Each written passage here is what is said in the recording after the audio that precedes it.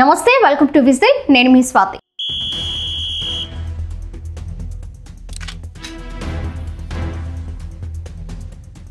సాధారణంగా చట్టం ముందు ఎవరైనా సమానమే. కోర్టు పని ఉంటే చాలు, వాళ్ళు ఏ స్థాయి వాళ్ళైనా సరే న్యాయస్థానం ముందు చేతులు కట్టుకుని నిలబడాల్సిందే. ఇక వాళ్లకు ఎంత సమయం పడుతుందో కూడా తెలియని పరిస్థితి. కొన్ని సందర్భాల్లో అయితే న్యాయమూర్తి ఎప్పుడు పిలుస్తారో తెలియదు, ఎంతసేపు విచారిస్తారో తెలియదు. కాబట్టి కోర్టు పని ఉంటే చాలు, ఆ రోజు మరే ఇతర పనులు పెట్టుకోరు. ఉదయమే తన తరపు న్యాయవాదితో సంప్రదింపులు జరిపి కోర్టు సమయానికి కోర్టుకొచ్చేస్తారు. తన హీరింగ్ వచ్చే వరకు కోర్టు హాల్ బయట ఎదురు చూడాల్సిందే. కోర్టు బంట్రోతు పేరు పిలిచిన వెంటనే న్యాయమూర్తి ఎదురుగా హాజరవ్వాల్సిందే. అక్కడ కేసు విచారణ జరుగుతున్నంతసేపు బోన్లో నిలబడాల్సిందే. కొన్ని సందర్భాల్లో అయితే ఇరుపక్షాల లాయర్లు తమ వాదనలు వినిపించే వరకు ఎదురు చూడాల్సిందే. ఈ ప్రక్రియ ఎవరికైనా ఒకటే. కానీ వైసీపీ అధినేత మాజీ ముఖ్యమంత్రి వైఎస్ జగన్మోహన్ రెడ్డి విషయంలో మాత్రం ఇదంతా వేరనే మాట ఇప్పుడు బాగా వినిపిస్తోంది. అక్రమాస్తుల కేసులో వైఎస్ జగన్మోహన్ రెడ్డి ఇప్పటికే 16 నెలల పాటు చెంచల్గూడ జైల్లో రిమాండ్ ఖైదీగా జైలు జీవితం గడిపి బెయిల్పై విడుదలయ్యారు.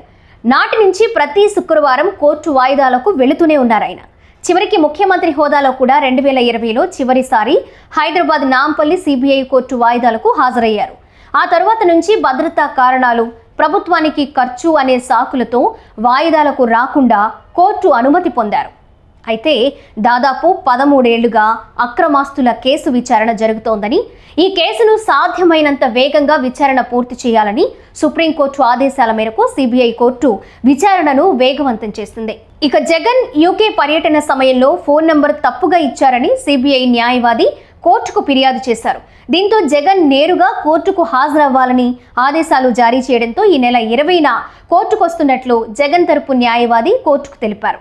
జగన్ హైదరాబాద్ నాంపల్లి సిబిఐ కోర్టు ముందు ఈ నెల 20వ తేదీన హాజరవుతున్నట్లు అధికారికంగా వైసీపీ నేతలు ప్రకటించారు. జగన్ హైదరాబాద్ పర్యటన షెడ్యూల్ కూడా విడుదల చేశారు. ఇక్కడే అందరినీ ఆశ్చర్యానికి గురి చేస్తోంది.